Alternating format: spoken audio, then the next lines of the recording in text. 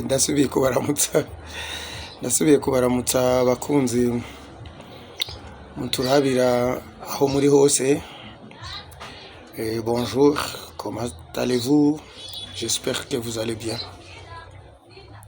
Comme je vous ai dit, il y a un problème qui tracasse presque tous les hommes et toutes les femmes.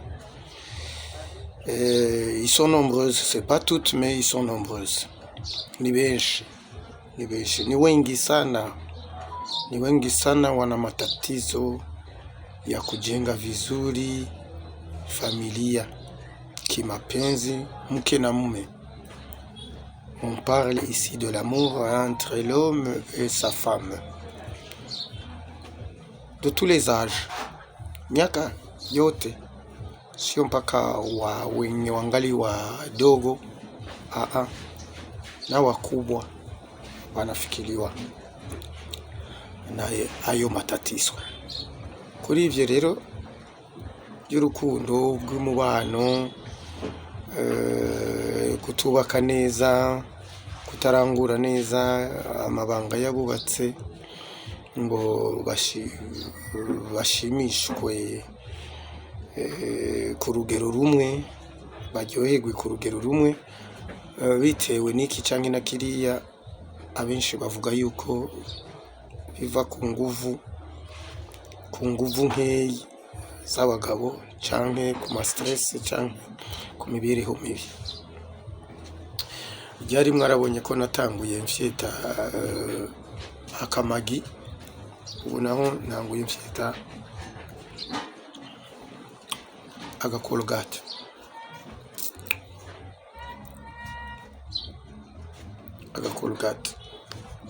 Ngira murakabona. Colgate murayizi. Colgate ni nziza, iroza amenyo, ikica ama microbe abari mu kanwa, kandi igatuma mu kanwa hamota neza. Probleme rero y'abantu ubu basigaye bakoresha ama Colgate atari meza, no kuraba mu gacagura Colgate iberanye n'igihe tugezemo nyayo. Colgate rero ifasha iki?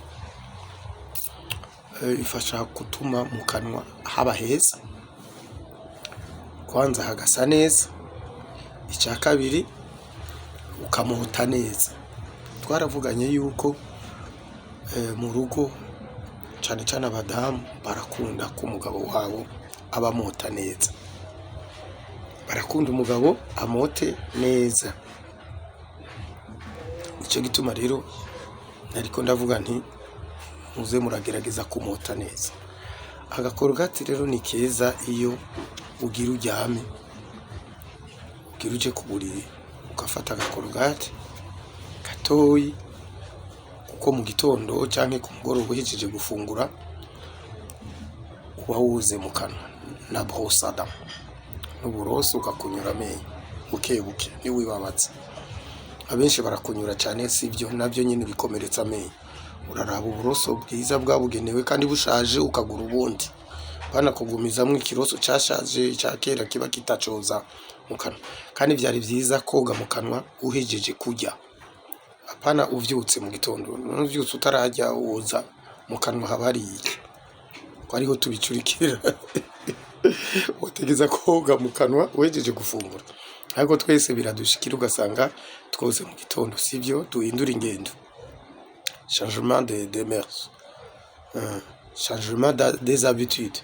On change les habitudes. Tukamate vimoja vya zamani tuwe tunaviacha. Unakuta mtu anakoga anaswaki usubuhi, orke usubuhi hakula kitu. Ilikuwa inafahamika tuswaki tukimaliza kula chochote kile, tuswaki juu kwenye mdomo pabaki usafi basi, na pawe na harufu nzuri ukitumia hii dawa ya meno. Dawa nzuri ya meno ya original. Utakulala unalamba kidogo kwenye hii dawa ya meno, safi, utakuwa na harufu nzuri kinywani. Mkeo akitaka kukubusu atakuta safi. na atafurahia pia. Nico gituma rero utegeza kwama uri soin.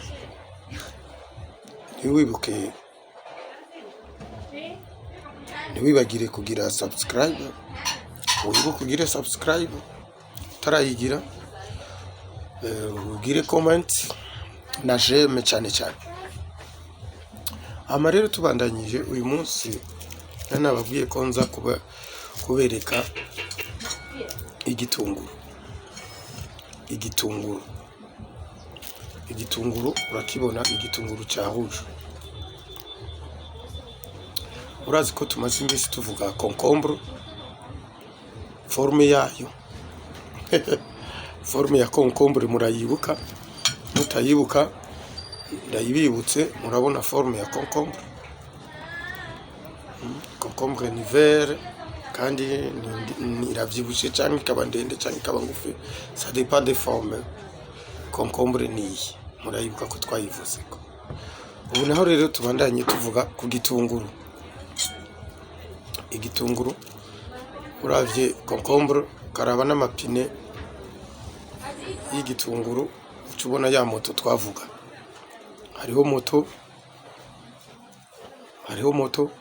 Hariho n'amapine yayo bifise amapine abiri, murabizi. Bibwirwa benshi bikupfa bene byo. Umugabo afise moto akagira n'amapine y'imoto n'abiri. Hama rero ibiri indani muri ibi nivyo twise igitoro, amavuta ku modoka inywa amazi.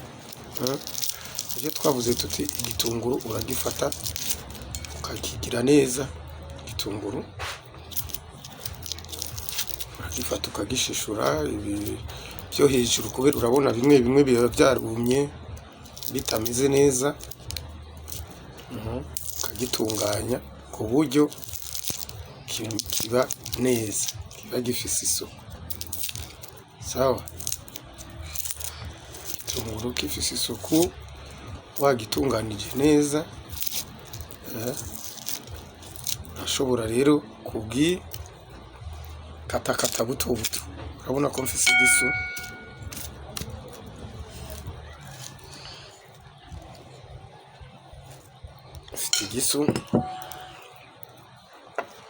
Igisu gikarishe.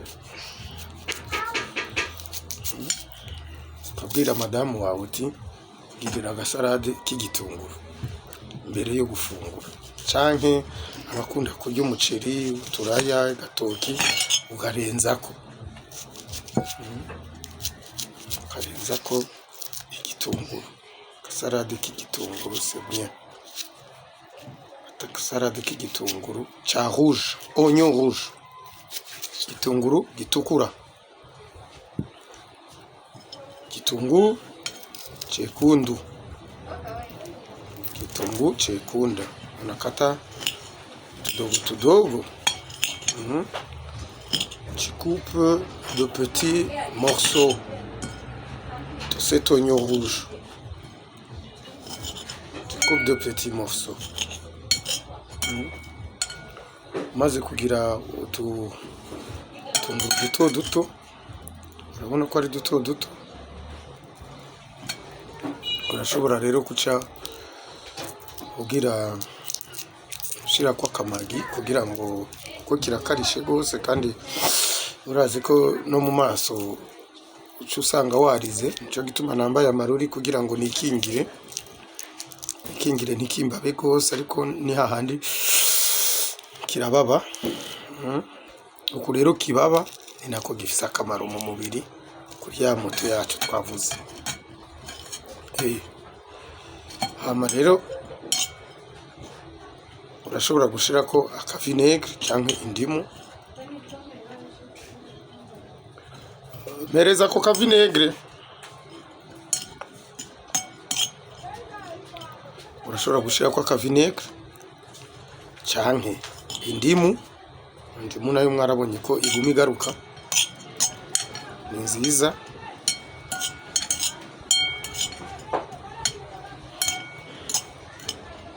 Hama washyizemo magi, ugaheza ukagira ufise akavinegere hafi ugashira mu gakeyi kayiko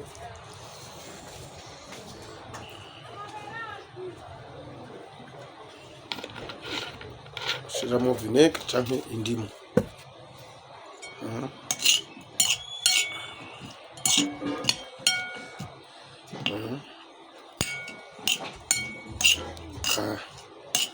kavanga neza kugira ngo ya ndimu iturire canke vinegere iturire ca gitunguru cawe canke concombre uba wakase nkuko twabivuze.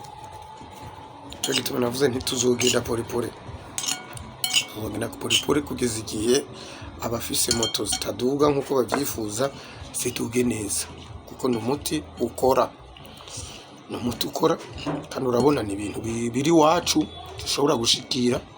Tout le monde peut avoir accès à ces légumes comme les oignons, comme le concombre et autres. Tout le monde peut avoir l'accès à ça.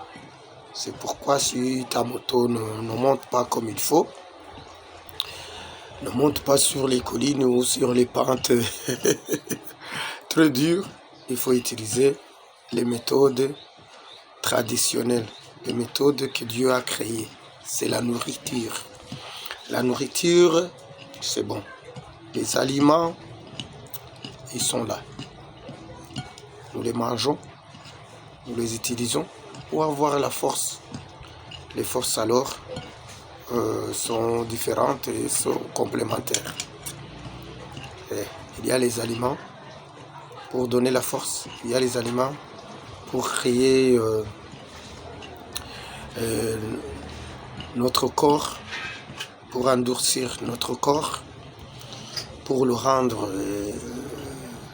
bien portant, une bonne santé, pour améliorer notre santé. La nourriture est là pour ça. Les aliments sont là pour ça.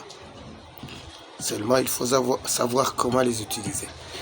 Ibi dukoresha twavuze tuti tuzoza tubikoresha tubifungura imbere. Nico gituma ibyo nzobereka byose mbanza kubifungura mubone ko ari byo.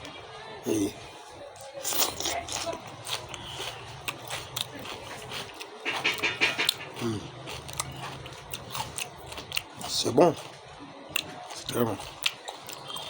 Hama rero uguma ubifungura mbere yo kurya. N'igitunguru ni cyiza mbere yo kurya saa sita, mbere yo kurya ku mugoroba.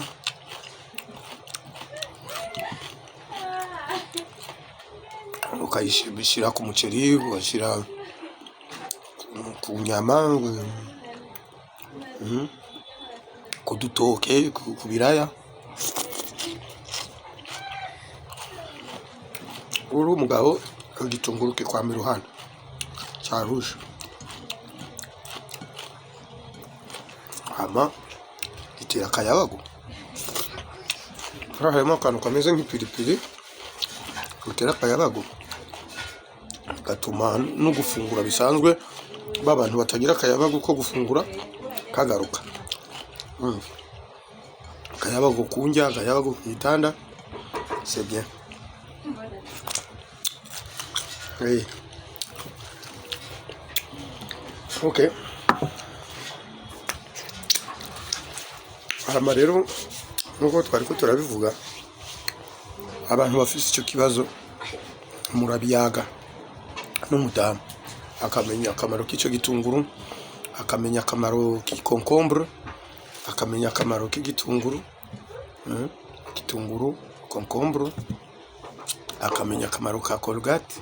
Nawe nyine arashobora kwifita mbere kuryama kugira ngo mu kanwa hamote neza, mwese mube muri compatible, mumeze cyane cyane nk'abajya bagenda bamota inzoga bagira gute.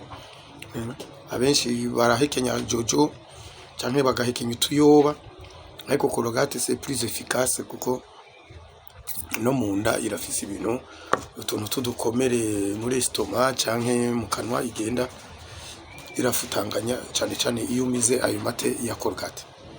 Reka rero duhereze kuri ntuzeye kuri parfum. duhereze kumota neza. Naberetse nti abagabo ifuko mugendana kadeodora karatuma umugabo gore aguma gukunda, aguma ashirako inguvu kugira ngo niyo moto yamaze gucoka isubire idemare neza, iduga imisozi neza, ibashitse aho mushaka kuja kuryoherwa. Murakoze rero, duhereze ngaho, tuzobandanya. Nababwiye ko mfise byinshi, umwaka uzohera turiko turaganira. Nibaze yuko muzonyandikira kuri WhatsApp 79 796 204 79 796 204 79 majana indwi na 96 796 204 n'amajana 24. Merci, tuzosubira. Assalamu alaikum wa rahmatullahi wa barakatuh. Imana ibahe umugisha aho muri hose, mubandanye mukundana n'abagenzi banyu, nabo mubanye, ababanyi, imiryango, famiye, mubane neza, ntimugira ama stress. Ndabiyamiye ntimugira ama stress, ndababujije ama stress. Bandanya mudigadigana, c'est bien.